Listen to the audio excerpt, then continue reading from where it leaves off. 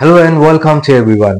केही महिनाको विश्रामपछि पुनः यहाँहरू माझमा उपस्थित भएको छु। आशा छ यहाँहरू सबैले यो मेरो पुरा भिडियोलाई हेर्नुहुनेछ र सचेत हुनुहुनेछ भन्ने कामना गर्दछु। वर्षौंदेखि हामी सामाजिक सञ्जाल फेसबुक मेसेन्जरको प्रयोगकर्ता हौं र तपाईँ हामी मध्ये धेरैले धेरैसँग च्याट गरिसकेका छौं।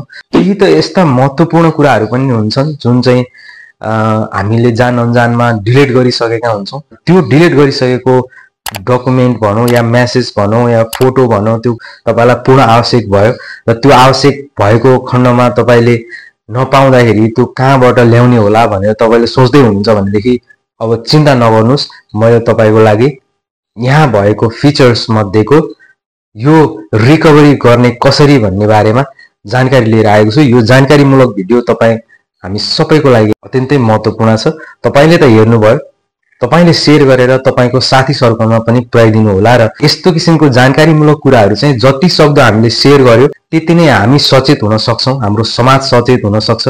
अब लागौं हामी मुख्य विषयमा। सबैभन्दा पहिला हामी यो फेसबुकलाई ओपन गर्ने छौं। त्यसपछि हामी यो थ्री डटमा क्लिक गरिसकेपछि यहाँनिर यसरी थोरै अलिकति स्क्रोल गर्नु होला। त्यसपछि यहाँ सेटिङ एन्ड प्राइभेसीमा क्लिक गर्नु होला। त्यसपछि हामी यो सेटिङमा क्लिक गर्नेछौं। अब हामी यो सेटिङमा क्लिक गर्नेछौं र हामी यहाँनिर धेरैवटा अप्सनहरु देख्न सकिन्छ। हामी यो पर्सनल डिटेल्समा क्लिक गर्नेछौं।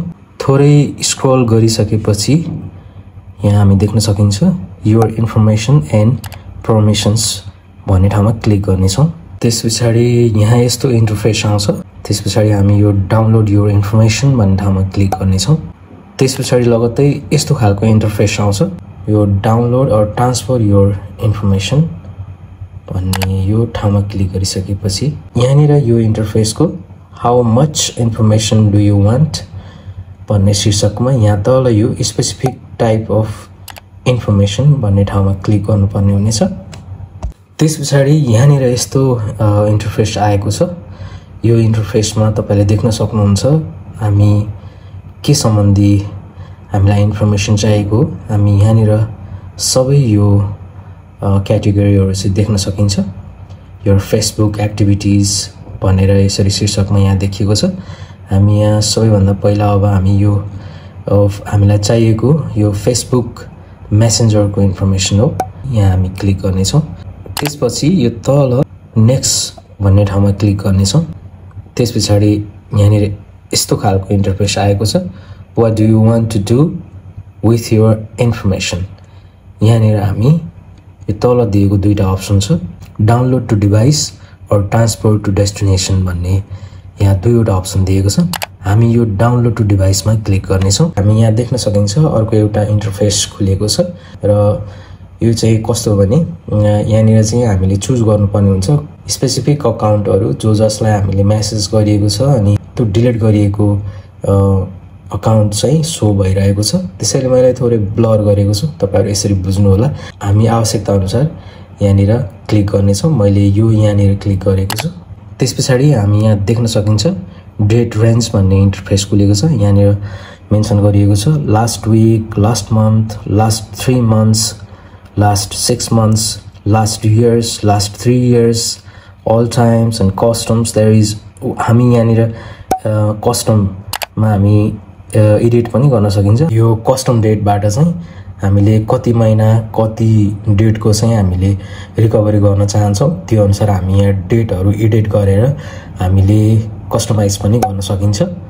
मैले चाहिँ यहाँनिर यो माथि लास्ट मन्थको मतलब 1 महिनाको गत महिनाको चाहिँ मैले यहाँनिर चुज गरेको छु।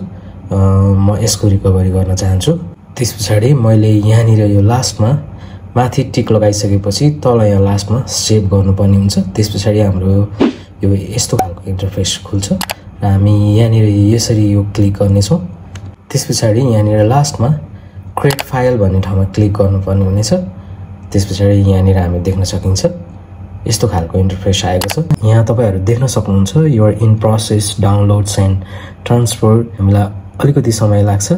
त्यसपछि यो सबै डाउनलोड भइसकेपछि हामीलाई फेसबुकमा एउटा नोटिफिकेसन आउने छ। अब साथीहरु यहाँ यसरी फेसबुकमा नोटिफिकेसन आएको छ। तपाई यहाँनिर देख्न सक्नुहुन्छ the files you requested are ready to download भनेर यहाँ आइसकेको छ र अब हामीले यहाँनिर यो क्लिक गरिसकेपछि हामी देख्न सक्छौं यस्तो खालको इन्टरफेस आएको छ डाउनलोड योर इन्फर्मेसन भनेर र अब यो डाउनलोडमा क्लिक गरिसकेपछि यहाँनिर यस्तो इन्टरफेस आएको छ हामी यहाँ देख्न सक्छौं प्लिज रीइन्टर योर पासवर्ड भनेर आएको छ त्यो शीर्षकमा रहेको छ र हामीले यहाँनिर यो पासवर्ड हाम्रो फेसबुकको पासवर्ड चाहिँ यहाँनिर राख्नु पर्ने हुन्छ मैले यहाँ राखिसके र अब हामी कन्टिन्यू भन्ने ठाउँमा क्लिक गर्नेछौं र तपाईहरु देख्न सक्नुहुन्छ हाम्रो फाइल चाहिँ डाउनलोड भइसकेको छ अब हामीले यहाँनिर आइसकेपछि चाहिँ यो एक्सट्र्याक्ट भन्ने ठाउँमा फेरि एकपटक क्लिक गर्नुपर्ने हुन्छ र अब तपाई देख्न सक्नुहुन्छ भिडियो मेसेज फाइल्सहरु जो जति छ यहाँनिर डाउनलोड रिकभरी भइसकेको छ यहाँ यसरी देख्न सक्नुहुन्छ यो स्क्रल गर्दै आफुलाई जे आवश्यक छ त्यो चाहिँ तपाईले आफ्नो फाइलमा सेभ गर्न सक्नुहुन्छ र यस प्रेम दर्नाल युट्युब च्यानलमा जे जति भिडियोहरु अपलोड भएका छन् एकदमै जानकारीमूलक भिडियोहरु रहेका छन् कृपया यहाँहरुले भिडियोहरु हेर्दै गर्नुहोला र आगामी दिनहरुमा पनि विभिन्न जानकारीमूलक भिडियोहरु अपलोड गरि नै रहनेछु सबै भिडियोहरु नबुझेको खण्डमा दोहोर्याएर हेर्दै गर्नुहोला के कस्तो लाग्छ आफ्नो प्रतिक्रियाहरु पनि राख्नुहोला अहिलेलाई म यति भन्दै यहाँहरु माझबाट म बिदा हुन चाहन्छु धन्यवाद